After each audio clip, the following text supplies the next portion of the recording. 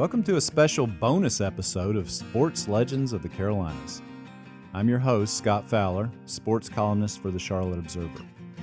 We're proud to have the law firm Parker Poe as the sponsor of this episode. Parker Poe Law Firm represents many of the Southeast's largest companies and local governments in business and real estate transactions, regulatory issues, and complex litigation. ParkerPoe.com. We'd thought our first season had officially concluded in mid-November with former UNC basketball coach Roy Williams, but I've been pursuing an interview with Steph Curry, who's about as big a legend as they get in today's sports world, for some time. And in November 2022, Steph said he would do it if we could fly to Houston, Texas on an off day during his NBA schedule and meet him there. Of course, we said yes. We probably would have walked to Houston to be able to talk one-on-one to the two-time NBA Most Valuable Player and four-time NBA champion, a modern legend who's still building his legacy. This kid's amazing. Curry again. Finds a cutting Curry.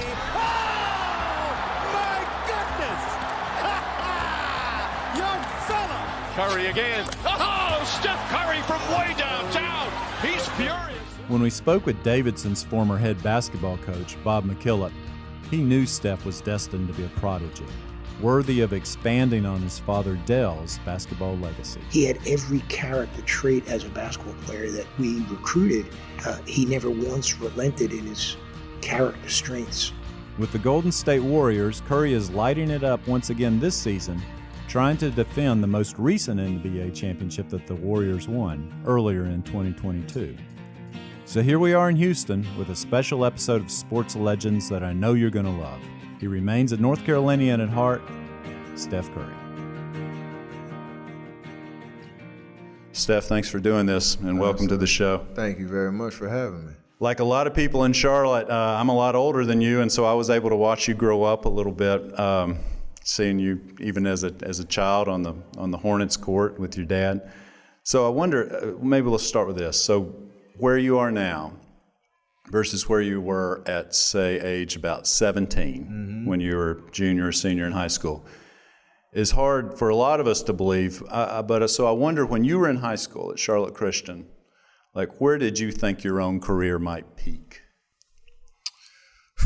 I mean, at that time, I was just happy to get a couple, just the mass email or mass letter, recruiting letters from, and my first letter was from Colgate University. I remember getting it in geography class in junior year. The guidance counselor brought it in the middle of class, and I was like, it's the biggest deal in the world. To fast forward to that, senior year, where you're really thinking about what college could look like and where the opportunity was going to be, and obviously Davidson was the best choice and the right choice. But the NBA was a goal, and it was how much I love basketball, being around the Hornets with my dad and watching him play and being around his teammates and just that environment. Like, I wanted to be there, but I had no idea what my path would be like. It was just kind of an appropriate step ladder to, I just want to play college basketball, and then I want to be a starter, and I want to play well and win a tournament game. And that's kind of how I thought, with the NBA kind of in the backdrop of that would be amazing. And because I love basketball so much, I knew I love the work behind it, and kind of just stayed in the present as much as possible, and didn't try to put too much pressure on myself. When you were at Charlotte Christian, for those who never saw you play there, what sort of high school player were you? It's funny because I could shoot. That was kind of obviously my strong suit, and something that any team that I was on, they wanted me to do. My dad, my college coach, my high school coach, Sean Brown at Charlotte Christian, and any AAU coach I played for, they always told me to shoot more, because I was more of a pass-first point guard. Loved getting other people involved, and I had a lot of confidence shooting the ball, but it never was really something that I was like a volume type guy. Yeah, you didn't average that many points. Not in high school, no. Yeah. Not until I got to Davidson, when I played with another great point guard, Jason Richards, who kind of unlocked that volume kind of scoring ability for me. But yeah, I was a pass first point guard that just didn't really look the part, because I was, like you said, I was kind of the skinny, scrawny kid on every team that I played, and a late bloomer in terms of coming into my own physically. So it was it made me just it built my work ethic, because I knew that was a big part of how I was going to be successful at any level, and that I'd have to earn everything. Now for the Knights of Charlotte Christian High School. At guard, number 20, a senior, Stephen Curry.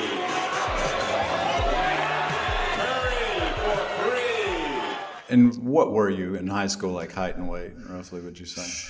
My freshman year, I was probably 5'9" at best, like 150 pounds, and I graduated a whopping 6'1", 170. So it was I tried to wear my dad's shoes back in the day. He wore a size 14, knowing I was nowhere near that. But the selection was crazy, because he had a lot of in the arsenal. But I always felt like I was bigger than I was. But I was a late bloomer for sure. So I guess that's probably a lot of the recruiting struggles that I had, because I just didn't look the part. Yeah, and speaking of the recruiting struggles, so UNC and Duke famously never recruited you, nor did any of the other majors, I don't think. Right? None of the ACC country did. My list came down to Davidson, Winthrop, and Virginia Commonwealth. And there's 3 really good coaches, Bob McKillop at Davidson, obviously, Jeff Capel, who was at Virginia Commonwealth, and Greg Marshall, who ended up going to Wichita State. So, yeah, those are my choices. And thankfully, Davidson gave me an opportunity to play right away and really learn, by going through the fire a little bit. Did you even get the letter you mentioned from Colgate? Did you ever get the mass emails from the bigger one, the UNCs and Dukes of the world? My favorite story of the journey was I played in a team camp at UNC Charlotte this summer between my junior and senior year, and Coach K was there, Roy Williams was there. Pretty much everybody from the ACC was there, and I was like, this is my moment. Like, I'm going to play well in this tournament. I'm going to come home, be patient. They're going to start calling the house, asking about, trying to get me on a visit or something like that. And I thought I played well. It wasn't my best, but still felt like those calls are going to come. And, months passed, got into pretty much to my senior year of high school, and still was just Bob McKillop showing up at our open gyms at Charlotte Christian, like, hey, we still have an offer for you. So that was that's kind of part of the journey. It actually started with a mentality that we had in our recruiting process. I've always believed that genetics play a big part in development. So we would try to recruit the sons of ex-players. And as Stephen went to Charlotte Christian from there and became a very, very good high school player, we immediately gravitated towards him. And if you were to see him back in those days, and there are pictures that certainly portray it this way, he was boyish, baby-faced, and very frail. And it looked at oftentimes as if he was wearing Dell's uniform. So we began recruiting him. And then as soon as we could elevate the level of our interest in his junior year, we'd go to his high school games and high school practice. And then that just further ignited our interest. There was one particular game that convinced us. He was playing very poorly, missing shots, throwing the ball away, dribbling off his foot. But never once did he complain because a guy didn't catch his pass, or smack himself because he missed a shot, or not get back on defense because something bad happened in the offensive end. Even in timeouts, he looked Dell dead in the eye every timeout, fully attentive to what Dell was saying. When he was off the court, sitting on the bench, he cheered his teammates on. He greeted them as they came off the court. He had every character trait as a basketball player that we recruited, and we were convinced that despite all of the adversity he was facing in that game, he never once relented in his character strengths. And we decided right then we were going to offer him a scholarship. Jim, you know what's interesting, too, about Curry? You hear it, so many outstanding recruits. Here's a young man that Roy Williams, I think, said, hey, we just missed on this guy. Coming out of high school, not recruited by ACC schools. And here he is, one of the premier players in the country without question. Did that sort of stuff stick with you and motivate you long term? It did, because when I got to Davidson, like, that's the thing I tell kids now, and anybody who asks about the journey is, the comparison is tough, because like I always wanted to play in the ACC. I played against a bunch of guys that I felt like I could hang with, that were getting those calls and getting those recruiting offers. But my journey was for me, and I had to embrace what my opportunity was going to be and make the best choice for me, no matter where it was. And Davidson was obviously that. But when I got into Davidson, we were playing against those teams, and so I kind of carried, that chip, that motivation. Like, even though you didn't want me, it wasn't something I like lost sleep over, but it was something that I really put the work and time in, and had the confidence that when I got into those type of games, and the Davidson versus Dukes and Davidson versus Carolinas and whatnot, that I'd be able to perform well and show them who I really was. Well, let's talk about Davidson. Let me start with this. So I saw a bunch of your games at Davidson, dating back to freshman year. That was a magical time, but not like you won every game, of course. It was difficult at times. And so my favorite of all those, and I wonder what your favorite Davidson game was that you played, but was the Georgetown game, 2008. The two in the Midwest is in serious jeopardy after losing a 17-point second-half lead. Second round of the NCAA tournament, Davidson's down 17 in the second half, and then you have 25 in the second half. Ken, I think that Georgetown ought to just camp him down inside. Beautiful pass. Lovedale makes it a 2-point game. Curry can do more than shoot. He had eyes in the back of his head on that one. And that arena, to me, felt like it was absolutely going to lift off. So I wonder, what do you remember specifically about that game? That is my favorite game, too, just because, we played Gonzaga the game before and got Coach McKillop his first, tournament win, and there was a lot of excitement and kind of shock around that experience. But then you realize 48 hours later, you're in the round of 32 and you're playing the number 2 seed Georgetown with arguably 6 or 7 NBA pros that are on the list.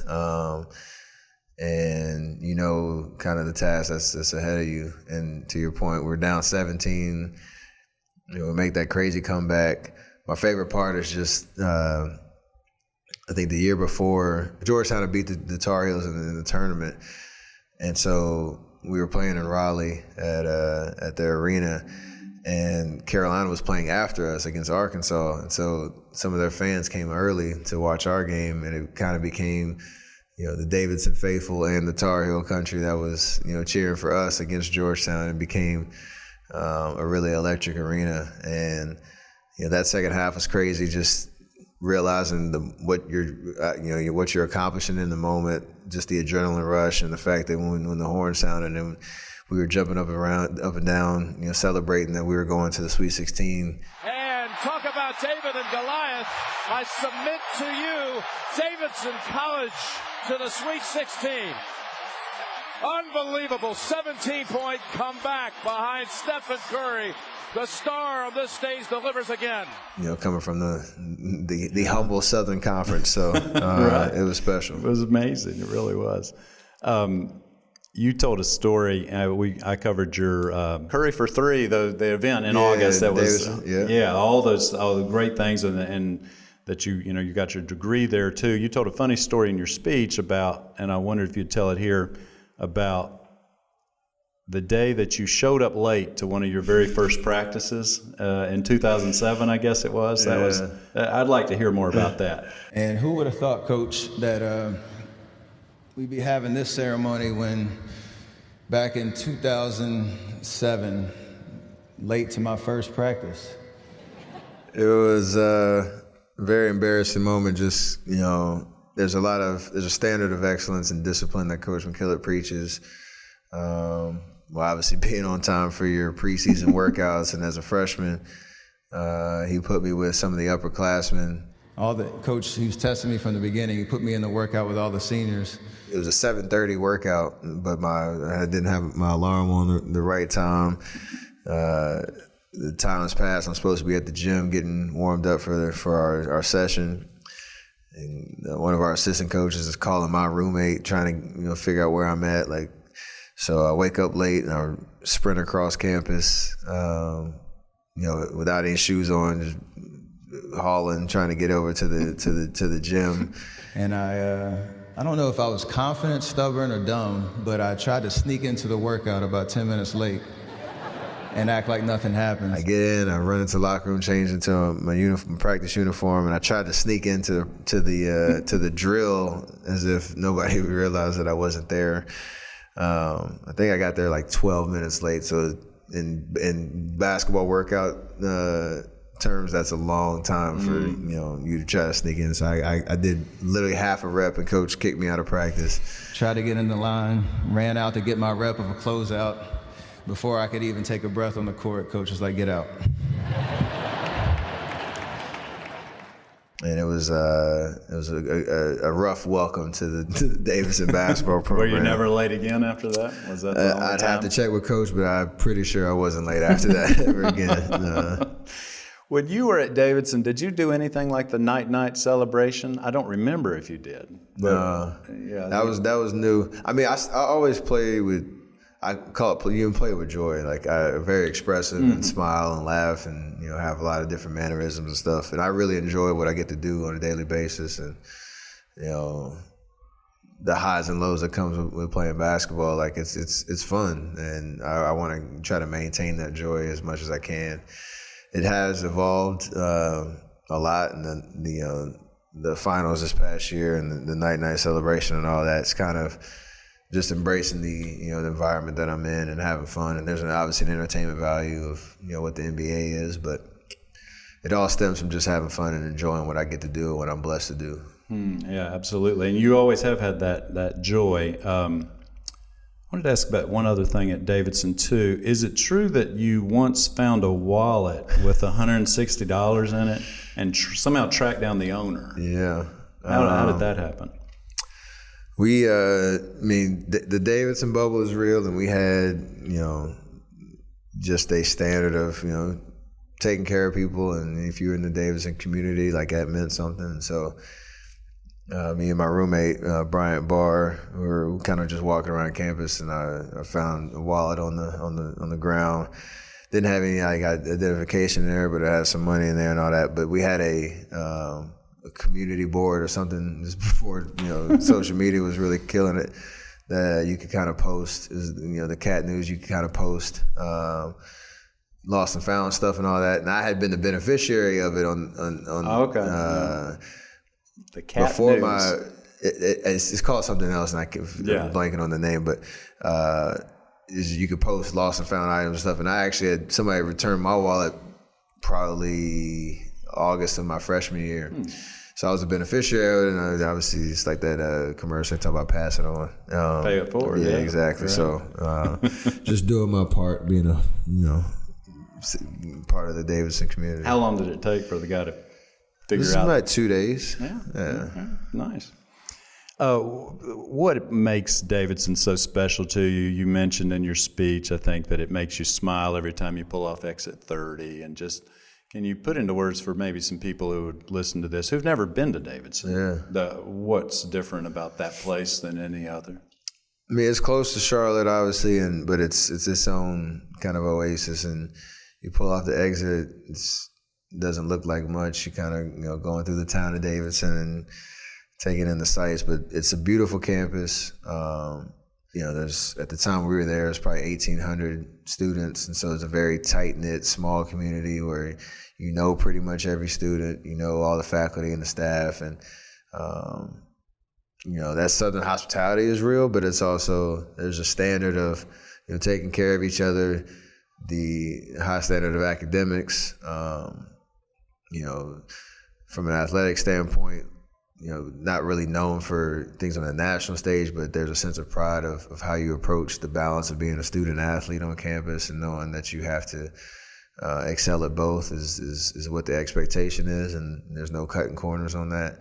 But it's just such a welcoming environment, and I have so many friends that I went to school with who still talk about, the good days at Davidson, where we all kind of came into our own and really learned a lot about ourselves, met some amazing people and created, relationships that last, for a lifetime. So anytime I get to go back, it brings back all those great memories. Do they tease you about graduating 13 years late?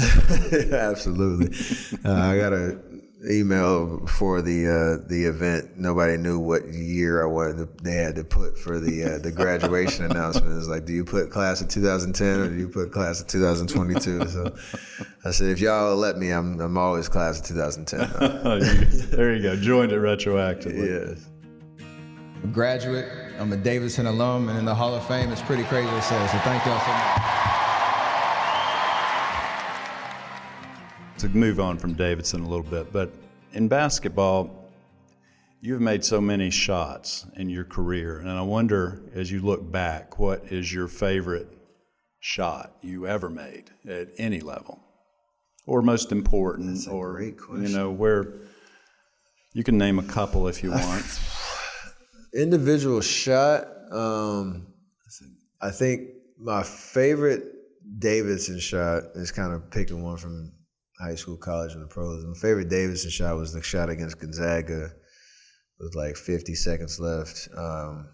Andrew Lovedale grabbed an offensive rebound, and he kicked it out to me on the right wing, and I knocked it down, take a 3-point lead, and pointed to my parents in the student section. That was kind of like the I'm here type moment. And Lovedale keeps it for him. Curry! Are you kidding me? And he points over to his parents. So that's nice. The one that's the most memorable one. High school, I hit a game winner my junior year. It's not very memorable just because it was a Christmas tournament, I think in like Columbia, South Carolina, but it was in Hilton Head. But it was just like your first time like actually accomplishing something on that level. Mm-hmm. The NBA is tough. It's not so much a shot. It's more of a game. I think it's Game 4 of the 2022 Finals. Curry now has Williams on him, looking to unload it. Flips it up. Shot is good. Steph Curry dancing, prancing, and puts it in. And the Warriors up by 3. I hit a 3 with probably a minute and some change left on the right wing. Very similar to like the Davidson shot, where it was a momentum just. It was kind of it wasn't a game winner, but it kind of sealed our fate in that game from the very similar spot. I'm just kind of putting that together, which is really nice. Huh. And I can't remember now, where was that game played? That was in Boston. It was in Boston. Yeah, that was the one that you won there. Oh, yeah. Back to Curry. Step back. 3-pointer. Bang! Steph Curry drills the 3. That's a 6-point Warriors lead. Timeout Boston. You have always been, I've seen you in a lot of crowds, extremely accommodating. I honestly don't know how you do it. And the foundation that you and your wife have is amazing. But I wonder if it's ever tiring to be Steph Curry. I asked Roy Williams that the other day. We were doing a similar interview. Does it wear on you to be Roy Williams and have people always approaching you? 3 times in my entire life. And all 3 times was my family. Somebody tried to get in the way of my family. He named a couple of times where it was. Is it ever difficult to be you? It is. I answer that question saying it is, but it's mostly when, like now, with kind of how life is set up now, in my 14th year in the league, understanding all the different responsibilities and hats that I wear in my life. Times that it gets difficult is just when you're with your family and you're trying to give your kids an experience that they'll remember, and a healthy childhood in terms of giving them perspective and all that. Yeah. Mm-hmm. And so when you're out in public and things like that, it becomes tough to protect your privacy and your time while also understanding that people recognize you, and those interactions can kind of go a lot of different ways. So those are the times where it's difficult, and you have to kind of accept a little bit of what that is, but also, it's a learning lesson of how to protect. Do you ever turn people down? For sure. Yeah.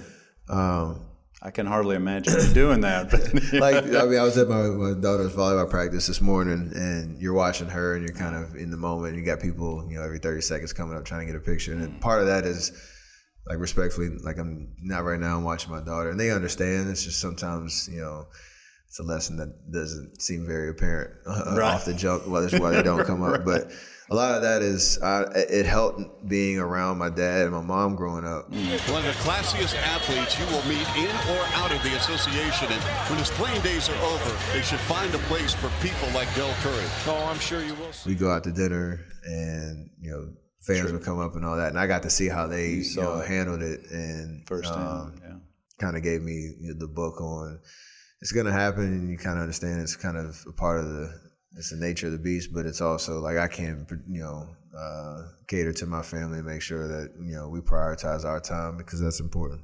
As a father of 3 now, what do you worry most about for your children? I mean, outside of just, being in the world that we live in now, and as parents, like you want to give your kids the confidence that who they are is enough. I feel like an old head when I say it. It's like I didn't grow up with social media. I didn't grow up with with Twitter and Instagram, and just the countless distractions that can come at you from all different angles. I got to find out who I was before I started to get into the comparison game, and I think that's harder and harder for the younger generations now to not get sucked into that world too soon. And even that's for anybody, let alone my kids with the spotlight of what the NBA and our successes has. So I just want them to mostly be proud of who they are, like know that they are unique and they don't have to live up to anything that the world tells them they have to. Is who they are is enough, and that their parents are there and we're there to support them in whatever that is, and give them unconditional love on that front, and that they understand what's really real in this life and relationships and how you treat people and how you carry yourself, and for each one of them that's going to be different, and I can't wait to be on their that journey ages. with them. Remind me of now. Now they're 10, 7, and 4. So 10, 7, and 4. Wow. Yeah. Growing up. Absolutely. Oh my gosh, that's hard to imagine. Steph Curry with a 10-year-old. Oh, God. I know. You mentioned your parents a couple of times. Obviously, they've been very embedded in our community for a long time. How have you navigated something that happens to so many people when the parents get split up and get divorced? How have you managed that? It's difficult for anybody, but it's also understanding who they are individually as people, and the opportunity that's come with that, and getting to know them in what makes them happy now. And they're very supportive. They've always been the anchors of our family in terms of doing exactly what I just said I want for my kids that they did for me and my brother and my sister. So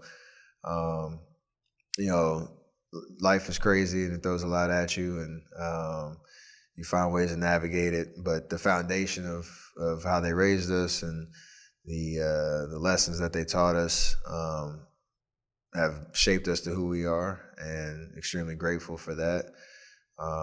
And really at the end of the day, it's about understanding for my kids and our family. I want them to be able to have that relationship with them, because that's going to be important as my kids get older, that you want to have. So that's the priority, and I think we're moving in that direction, which is great. I wanted to ask you about your favorite NFL team. I assume they're still your favorite NFL. Oh, absolutely. They've fallen on some hard times.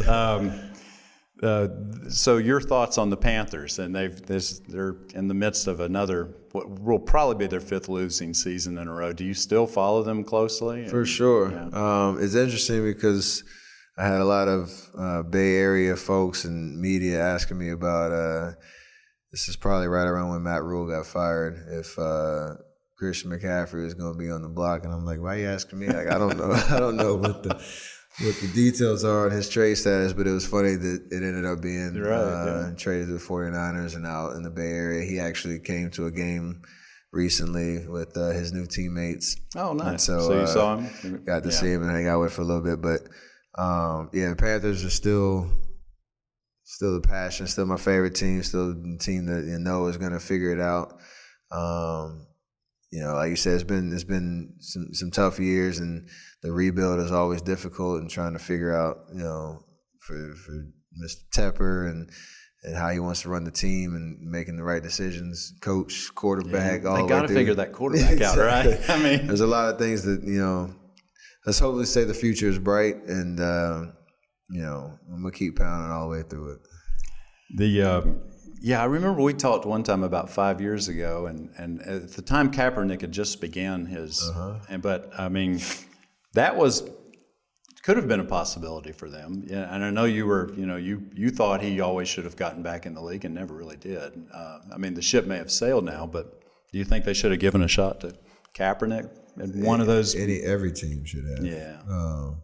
But it's a hard part to kind of digest of, the why nots and the reasons why. So sure. Yeah. Yeah. Very big missed opportunity there for sure. Kind of out of left field question, but would you seriously consider playing on the PGA Senior Tour when you're done?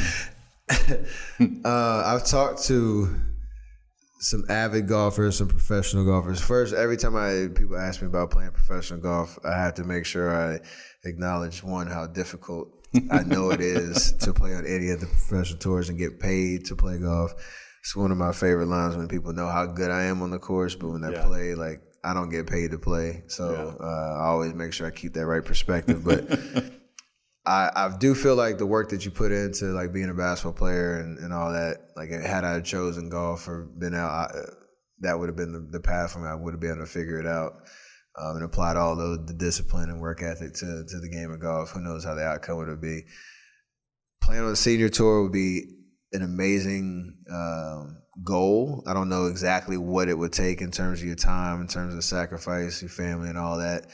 And you watch how good those guys are at 50 plus, and it's like that's not an easy thing. So I don't want to say I'll ever like close the door on the interest or curiosity of what it would look like or what it would even mean to try to qualify for it. But I'm gonna be playing golf for a very long time, no matter one way or the other, no matter right? what it is, and that's how much I love it. 13. Steph Curry's found the fairway.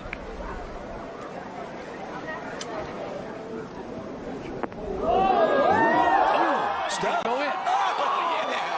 How about it? How about that to turn around your fortunes? You said in Charlotte the same time when you were in there for Davidson, they gave you the key to the city, and I think you said, maybe sort of jokingly, that if there was a team you would ever play for that wasn't the Warriors, that would be the Hornets. Yeah. Now, I know that would be down the line, but have you ever dreamed about maybe coming back and, when you're 38, 39 years old and playing a few more years? I think both things can be true. Like, I love the journey with the Warriors, and there's never really been any real interest in playing for any other team, but the curiosity around, like, what it would be like to play for your hometown, what it would be like to live in Charlotte, be back there, possibly, like, whatever, set up roots and all that. Like, you think about it for sure, but I think at this point, when you talk about, I know how fast things can change in the league, and you try to stay in the moment because it is such a fickle league, and there's a lot of moving parts. If I could play for the Warriors my entire career and be one of those guys that had a lot of success individually, collectively as a team, and was a one team guy like that, that list is pretty short, and that would be special for sure. But like I said, that can be true, and also the curiosity of, like, what would it be like to wear number 30 in Charlotte like my pops? Yeah. And speaking of him, he played 16 years, and I think one time several years ago you told me, well, I want to get to at least the 16. That is the goal, yeah. Well, you're going to pass. You'll surpass that, though, right? What's the new goal? Well, I'm under contract for the next 4 years, which would take me to year 17.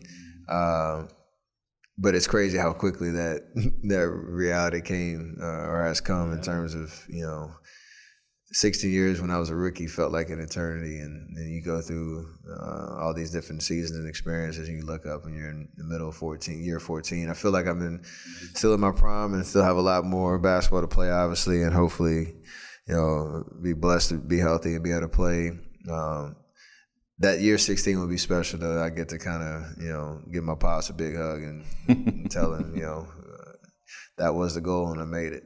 Do you feel like the Warriors, y'all going to figure it out this year on the road? And I know that's been an issue so far. It has, but definitely, understand who we are, our championship DNA, which we've been saying a lot. We obviously proved last year, but that we have what it takes to figure it out. And, winning is hard in this league, and that you get reminded of that a lot in terms of, what success you had yesterday or last season doesn't really, mean you could just show up and everything's going to be smooth.